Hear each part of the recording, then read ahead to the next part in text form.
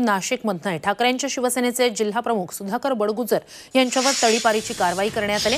Police notice बजावण्यासाठी गेले असता बडगुजरांनी नोटीस घेतली नाहीये। आता ते वरिष्ठ अधिकाऱ्यांची भेट घेणार असल्याची माहिती आहे।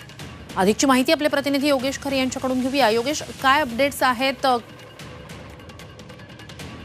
शिवसेना ठाकरे गटाचे सुधाकर बडगुजर हे जिल्हा प्रमुख आहेत आणि ते नाशिक लोकसभेच्या प्रचारासाठी जंगजंग पछाडत आहेत।